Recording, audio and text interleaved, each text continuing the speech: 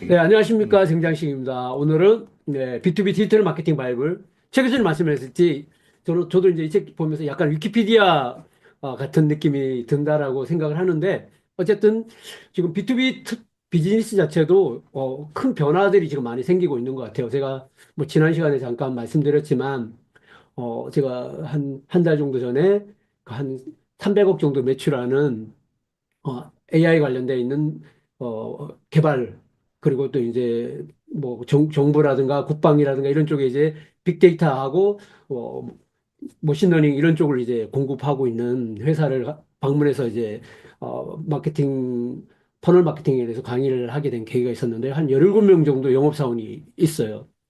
근데 이제 이분들이 느끼는 이제 어려움이 뭐냐면은 이제 그렇게 영업 담당자들이 어떤 개인적 역량으로 가지고 영업을 해서는 수주가 쉽지 않다라는 그런 거를 스스로들 영업 조직 스스로가 인정할 정도로 그런 환경이 바뀌었다는 거죠. 그래서 근데 이제 요 책을 읽어보면 그런 변화들이 어떤 지점에서 생기는지 하는 부분에 대한 큰 틀을 한번 이해할 수 있는 계기가 되는 것 같아요.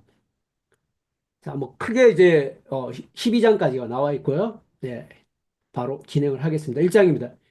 BTV 막 1장은 사실은 이제 저 같은 경우는 이제 CJ에 있으면서 기획팀에 있었거든요. 그래서 6개 사업본부가 있어가지고 거기에마다 한 본부마다 한 8명에서 10명 되는 그런 영업 담당자가 있었고 저는 이제 마케팅 이제 쪽에 기획 담당자라서 그 영업 활동을 하는 그런 것들의 대표를 보자 해서 기획팀에 업무를 했던 경험이 있어요. 그래서 그때 당시 이제 영업 조직이 정말 이게 특히 이게 기술 영업을 하는 SI라고 그죠. 시스템 인티그레이션이라는 데서 영업 담당자들이 파워라는 게 사실 절대적이거든요.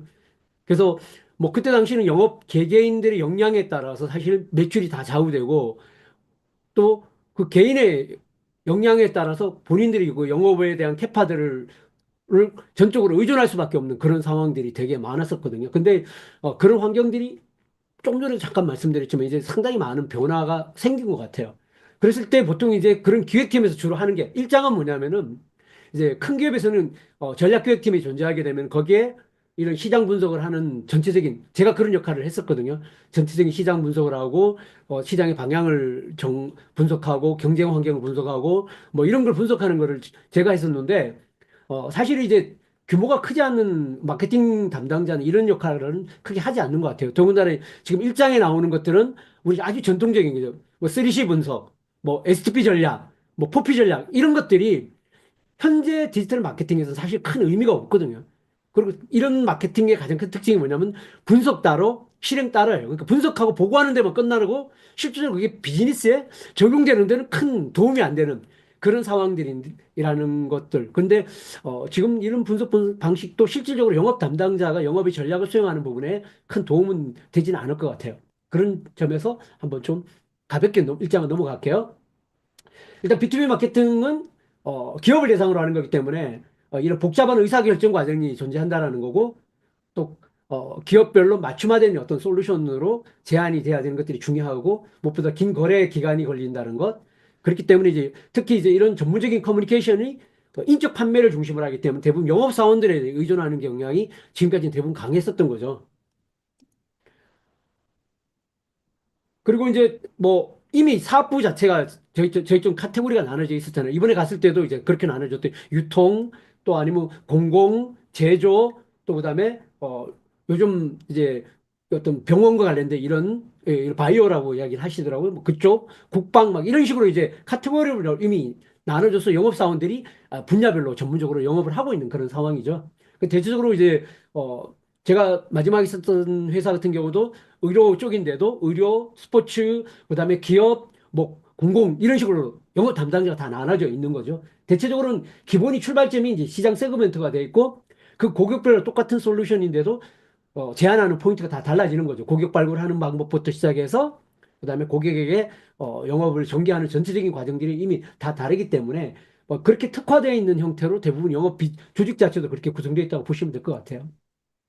그래서 어, 뭐 고객 중심 접근 특히 이제 여기서 달라지는 부분들은 대부분이 지금까지는 이제 영업사원의 개인적인 역량 뭐 특히 개인 역량 무엇보다 중요한 거는 이제 결국 사람과의 커뮤니케이션에서 친화력이라든가 또는 어떤 뭐 접대 능력이라든가 뭐 접대 스킬이라든가 이런 부분들에 대한 거가 이런 B2B 비즈니스의 결과를 만들어내는 어떤 성과에 좌우하는 절대적인 영향력이라고 생각을 많이 했었거든요. 제가 그때 CJ에 있을 때만 하더라도 그러다 보니까 영업 담당자들마다 다 그 영업하는 거에 대한 그 영웅담들을 다 가지고 있어요. 뭐 예를 들면은 마시 뭐 결제하기 바로 전날 사우나 가서 사우나장에서 결제 조작을 찍었다 뭐 이런 식으로 그래서 뭐 술 접대부터 시작해서 골프 접대 이런 접대가 사실은 이제 뭐 수주를 최종적인 결과를 바꿔내는 그런 역량이었다면은 지금 이제 그런 것만 갖고는 어렵다는 거죠. 그래서 고객 구매 여정의 전반에서 특히 앞쪽에는 이런 데이터 기반의 특히 CRM을 기반으로 하는 이런 뭐 디지털 마케팅 환경 자체가 절실히 이제 중요한 요소로 차지하고 있다는 그런 환경으로 바뀐 것들이 큰 차이점이라 고 보시면 될 것 같아요. 뭐 B2B, B2C 이런 뭐 크게 제가 이야기를 말씀하지 않고 그냥 넘어갈게요. 그냥 특별히 볼 거는 고객의 유형도 다르고 구매 의사 결정도 다르겠죠, 그죠? 그러니까 판매 방식이 다른 거죠.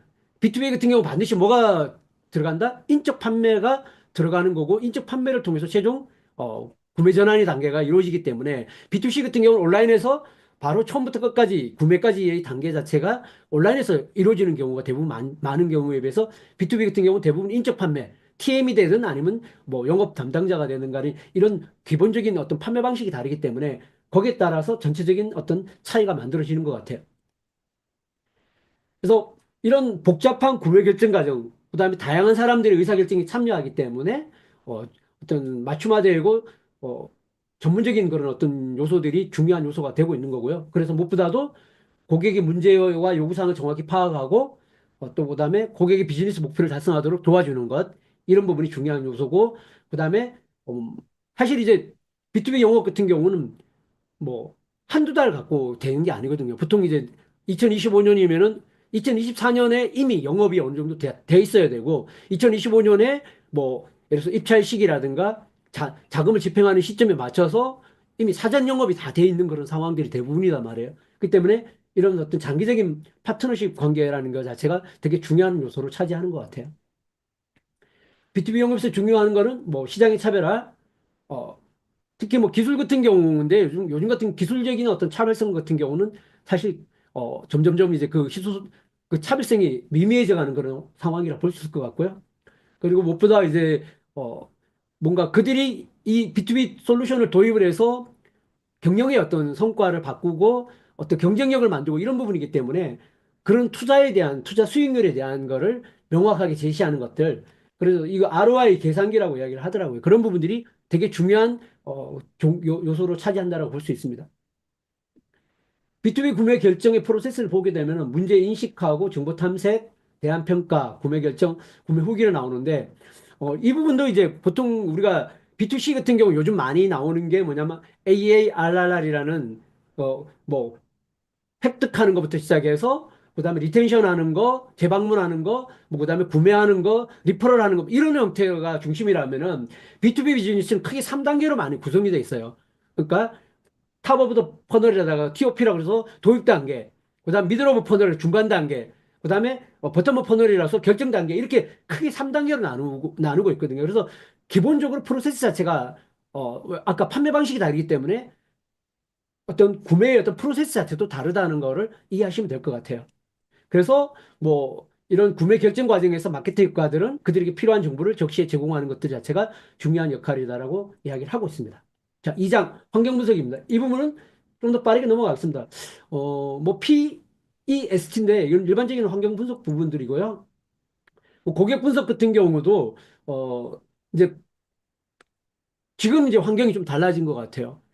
제가 이제 뭐 CJ 근무할 때만 하더라도 이런 고객 분석이나 시장 분석이 되게 어떻게 보면 어, 기업 전체적인 어떤 시장 분석이 존재하는 거고 사업부의 시장 분석이 존재하는 거고 그 솔루션에 대한 시장 분석이 존재하는 거거든요. 근데 대부분 그런 어떤 사업 전체에 대한 시장 분석을 두리뭉실하게 하는 경우가 많았거든요. 그러니까 시장 분석, 고객 분석 뭐 이런 걸 하는 것 자체가 분석 전체적인 어떤 경영 지표를 만들고 큰 방향을 만드는 거에 대한 방향성 정도로 분석을 하는 경우가 많았다면은 그런 게 아니라 정확하게 아까 예를 들어서 뭐 회사의 솔루션을 내가 예를 들어서 공공이라는 곳에 공급을 한다 그런다면 그 카테고리 안에서의 어떤 세부적인 고객에 대한 분석이 이제는 더 중요해진 그런 환경이라고 생각을 해요. 특히 이제 영업 담당자들이 그 영업 기회라는 거 보통 이제 어떤 앞 단계가 필요하냐면은 처음에 이제 뭐 전시회나 이런 걸 통해 가지고 잠재 고객의 리스트를 확보하고